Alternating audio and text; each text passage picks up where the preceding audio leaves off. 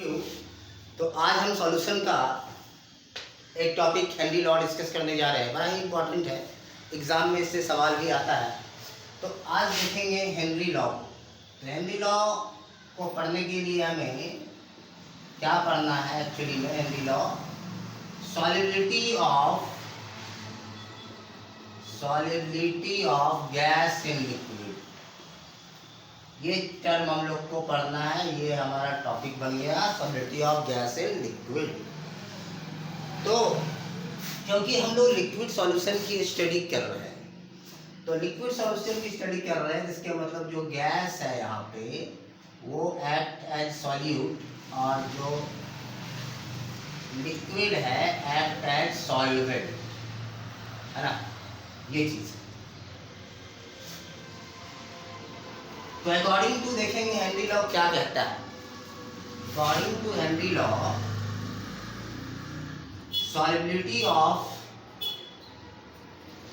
solubility of gas in liquid is directly proportional to the partial pressure of gas above the liquid surface at given temperature। तो इतना लिखना ही होगा अगर हम लोग सही से डिफाइन कर रहे हैं हेनरी लॉ को। पार्शियल प्रेशर मैं इसलिए लिखा हूँ कि अगर हो सकता है एक से ज़्यादा गैस हो, इसलिए पार्शियल लगाया। तो कह रहा है कि आप ध्यान देंगे कि जितना ज़्यादा, क्योंकि सबसे पहले ये जानिए कोई भी लिक्विड में, ये लिक्विड है सपोज, लिक्विड के ऊपर में अगर मान लें ये गैस मॉलिक्यूल्स के बबल्स है, ये गैस मॉलिक्यूल सपोज है, तो इसकी टेंडेंसी नहीं होती है कि हम कोई भी लिक्विड में जाके घुले, ठीक है। चाहे जैसे आप देखते हैं कि वाटर में ऑक्सीजन डिजॉल्व कंडीशन में है, लेकिन इतना ही डिजॉल्व है कि बस उसमें अच्छे से एक्वेटिक स्पीशीज रह पाए। तो ऐसा नहीं कि बहुत ज़्यादा मात्रा में ऑक्सीजन डिजॉल्व है। तो कोई भी लिक्विड में गैस जो सॉल्युबल होता है बहुत कम सॉल्युबल होता है, लेकिन हम इसकी सॉलिबिलिटी को बढ़ा सकते हैं। कब? जब हम इसके ऊपर क्या किया जाए, प्रेशर अप्लाइड कर दें।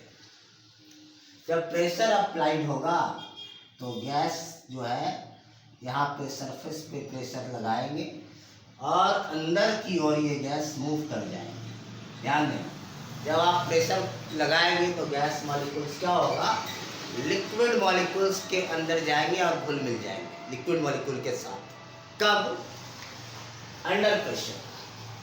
तो यही चीज़ है हेनरी लॉ। तो जितना ज़्यादा प्रेशर होगा उतना ज़्यादा गैस क्या होगा, पार्टिकुलर लिक्विड में, पार्टिकुलर सॉल्वेंट में, ठीक है। पार्टिकुलर लिक्विड भी क्या होता है, पार्टिकुलर होना चाहिए, सॉल्वेंट भी पार्टिकुलर होना चाहिए। तो क्योंकि सॉल्वेंट, नेचर ऑफ सॉल्वेंट पे भी या फिर टेम्परेचर पे भी आपका सॉल्बिलिटी घट सकता है, बढ़ सकता है, ये ध्यान रखेंगे आप। तो इसी टर्म को अलग से, इसी को डिफाइन किए वो अलग तरीके से, इन टर्म ऑफ सॉलिबिलिटी को डिफाइन किए in term of mole fraction of solute के टर्म या मोल फ्रैक्शन ऑफ गैस के टर्म। कह रहा है कि जो पार्शियल प्रेशर ऑफ गैस है, ध्यान देंगे, partial pressure of gas directly proportional to the mole fraction of gas. मतलब जितना ज़्यादा मोल फ्रैक्शन होगा गैस का, तो जितने ज़्यादा मोल्स होंगे उतने ज़्यादा मोल फ्रैक्शन होंगे, उतना ज़्यादा क्या होगा, मोल, जितना ज़्यादा मोल का फ्रैक्शन होगा इस लिक्विड के अंदर, तो समझ जाइए उतना ज़्यादा प्रेशर ऑफ गैस भी निकल के आएगा एवं लिक्विड सरफेस पे। तो in term of mole fraction हम इस तरह से इसको लिखेंगे, ठीक है। तो अगर देखा जाए, इसको हटाया जाए, partial pressure of gas equal to KH into mole fraction of gas, ये होता है। वेयर KH क्या है, हेनरी लॉ कांस्टेंट है। ये हर गैस का अलग अलग इसका वैल्यू होता है। तो ये है हमारा हेनरी लॉ, एक तरह का एक क्वेश्चन है ये, कि जितना ज़्यादा प्रेशर अप्लाइड होंगे और उतना ज़्यादा क्या होगा, मोल फ्रैक्शन निकल के आएंगे। कहाँ पे? लिक्विड के अंदर। मोल फ्रैक्शन ऑफ गैस लिक्विड के अंदर में कब बढ़ेगा? जबकि प्रेशर ज़्यादा होगा। प्रेशर ज़्यादा होगा, ज़्यादा से ज़्यादा फ्रैक्शन ऑफ जो गैस होगा, मोल fraction of gases, moles of gases liquid के अंदर चले जाएंगे। जितना ज़्यादा मोल्स ऑफ गैसेस लिक्विड के अंदर जाएंगे, मोल फ्रैक्शन बढ़ जाएगा। मोल फ्रैक्शन के टर्म में सॉलिबिलिटी को मेजर किया गया है, ठीक है। जितना ज़्यादा मोल फ्रैक्शन निकल के आएंगे उतना ज़्यादा समझ जाइए प्रेशर होगा, और उतना ज़्यादा क्या होगा, सॉलिबिलिटी होगा। क्लियर? तो pressure of gas by KH में लिखूं तो क्या आता है, मोल फ्रैक्शन ऑफ गैस। इसके मतलब है हम यहाँ पे लिख सकते हैं मोल फ्रैक्शन के बगल में इन ब्रैकेट आप लिख सकते हैं सॉलिबिलिटी। ये सॉलिबिलिटी को ही डिफाइन कर रहा है, जरा ध्यान देंगे अब, है ना। क्या कर रहा है ये? सॉलिबिलिटी को डिफाइन कर रहा है।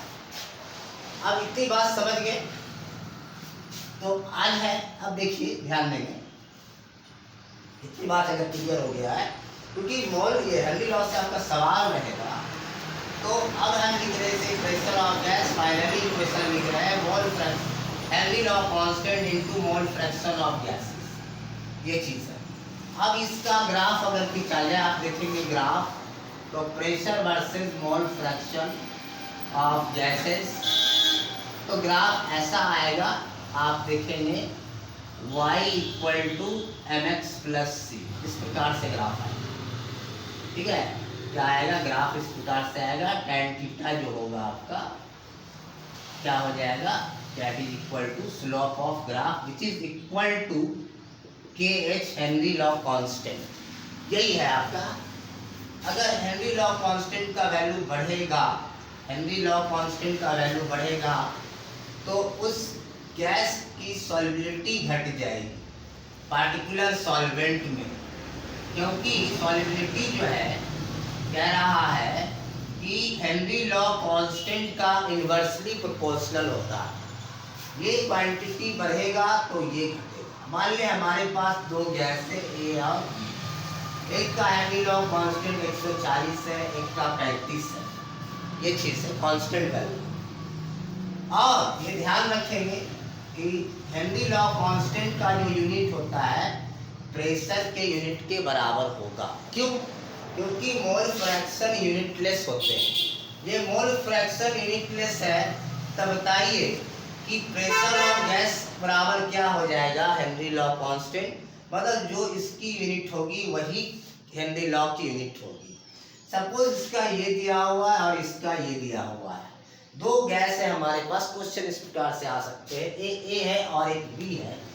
तो कहता है which gas is more soluble in particular solvent, या वाटर की बात कर सकते हैं। सपोज ये वाटर का लेके चल रहे हैं, तो हम कहेंगे कि बी का जो हेनरी लॉ कांस्टेंट वैल्यू है कम है। हेनरी लॉ कांस्टेंट वैल्यू क्या है, बी का कम है, इसलिए बी जो गैस है ए की तुलना में पर्टिकुलर सॉल्वेंट सपोज वाटर में भी वो ज़्यादा सॉल्युबल होगा। क्लियर? एट डिफरेंट टेम्परेचर पे। ये चीज़ समझ में आ गई आपको? यहाँ से भी एक सवाल आपका आ सकता है, ये चीज़ यही कहता है हेनरी लॉ कांस्टेंट। तो हम लोग सॉलिबिलिटी को यहाँ पे मेजर कर रहे हैं in term of mole fraction of solid. अब मोल फ्रैक्शन ऑफ सॉलिड लेने की कारण ये है कि मोल फ्रैक्शन क्या है ना, कि टेम्परेचर इंडिपेंडेंट है। बहुत सारे कॉन्सेंट्रेशन टर्म हम यूज कर सकते थे, यहाँ पे मोल है, मोलारिटी है, नॉर्मलिटीज है, लेकिन यहाँ पे हम लोग मोल फ्रैक्शंस को यूज किए, ठीक है। तो फिर से एक बार मैं बोल रहा हूँ, what is Henry law. Henry law आपको आप दो तरह से डिफाइन कर सकते हैं।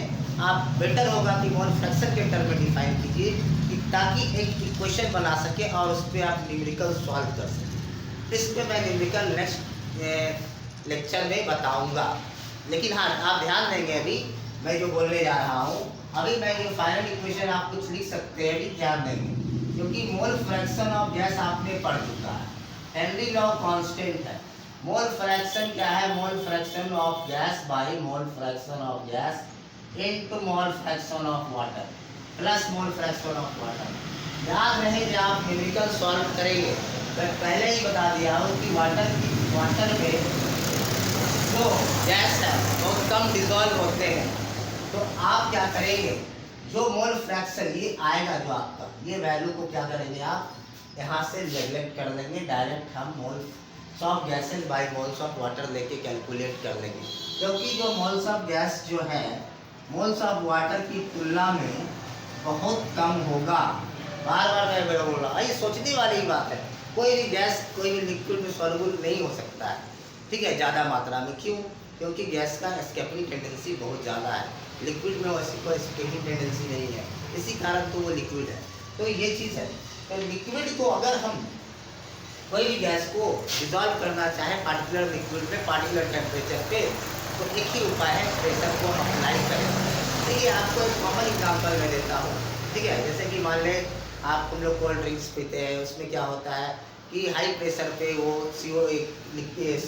हाई प्रेशर पे कार्बन डाइऑक्साइड क्या होते हैं वो डिजॉल्व होते हैं उस लिक्विड में, है ना। जब आप उसके कैप को खोलते हैं प्रेशर रिड्यूस होता है, कार्बन डाइऑक्साइड फिजेज आउट, मतलब निकल जाता है। तो इस तरह से इसका आप एक कॉमन एग्जांपल देख सकते हैं, डे टू डे लाइफ में हेनरी लॉ का एग्जांपल है, इसकी एप्लीकेशन भी पढ़ना है। तो ये चीज़ आप ध्यान रखेंगे कि ये आपको इस तरह से आप डिफाइन कर लेंगे हेनरी लॉ को, ठीक है। आप कोशिश करेंगे कि आप इससे लेके चले, इससे केमिकल्स आपका बनेगा, और प्रेशर बढ़ाएंगे तो समझ जाइए कि solubility of gas in liquid बढ़ जाएगा। और आपके लिए देखिए आप कंटिन्यू रहेंगे, आप जो ये है आपका चैप्टर शुरू हो चुका है, सॉल्यूशन कंटिन्यू रहेगा। उधर मैं क्लास 11 का लिविंग वर्ल्ड शुरू करने जा रहा हूँ, और क्लास 12 का पैरेलली जो चलेगा बायोलॉजी भी और केमिस्ट्री भी साथ साथ चलेगा। आप लोग टाइम टू टाइम इसे देखें, और देखने के साथ अगर वीडियो बहुत बढ़िया लगे तो आप इसको शेयर करें, दूसरे जगह पहुँचाएँ, ताकि और बच्चे भी सीख पाए। और सब्सक्राइब करना बिल्कुल ना भूलें। Thank you.